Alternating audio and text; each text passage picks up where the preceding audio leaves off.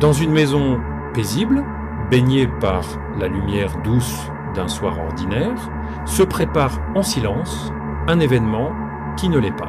Derrière les gestes simples du quotidien, Rachel orchestre avec minutie une surprise d'une ampleur inattendue.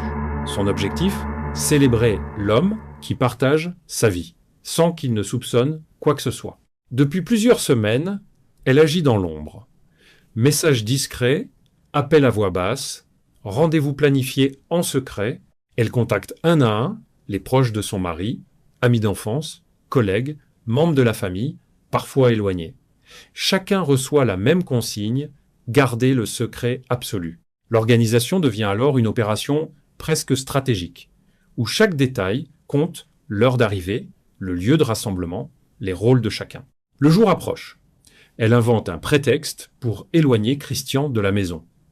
Pendant ce temps, le lieu de réception se transforme, les décorations prennent vie, les rires commencent à résonner timidement et l'excitation monte parmi les invités déjà présents.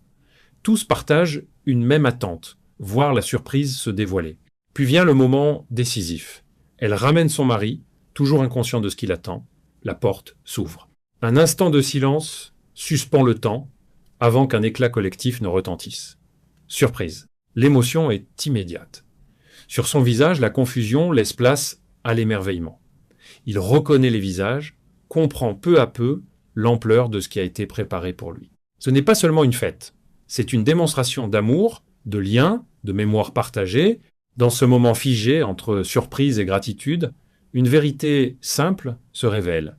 Parfois, les plus beaux gestes sont ceux qui se construisent dans le silence, avec patience, pour éclater en un instant inoubliable.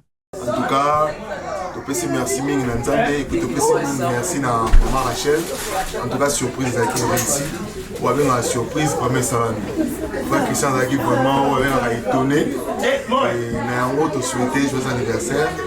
Nzambe ya baksa ya ebele 40 ans, ils ont inquiété, ils ont vraiment ebele. Nzambe baksa a continué toujours pas moula, puis c'est intelligence et sagesse à conduire le botan et puis remplir le Saint-Esprit. En tout cas, frère Christian, tout le monde a mingi yango tuye pour tout ce pelana yo le joyeux anniversaire na yo. Nzambe pas moula mingi. Il y a tellement mingi. Il y a un anniversaire pour la mission à aussi 40 ans. C'est le Rwangou, Nzamba Bateli, 40 ans. Moi, je n'ai pas le temps, c'est les surprises.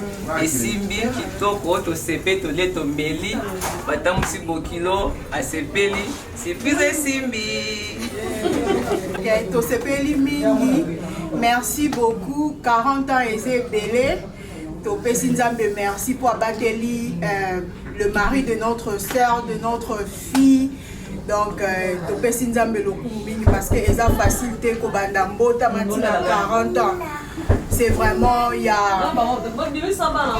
Donc, Topesi Nzambe Kaka, merci. Tosepeli Penga, surtout Ngana Sepeli Makasi parce que.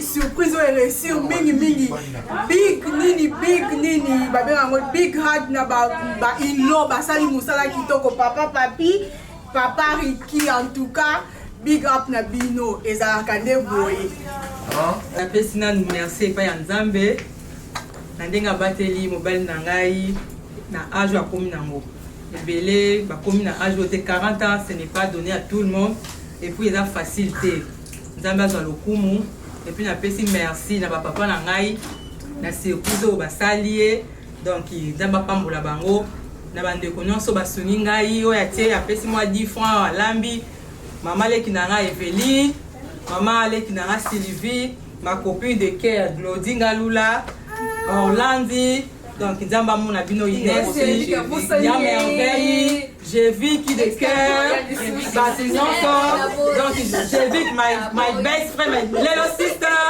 Nzambe apambola bino ebele papa Christian joyeux anniversaire encore Nzambe apambola abomba yo ngai na bana na yo famille mobimba tolingi yo mingi Nzambe apambola yo bien c'est là mwana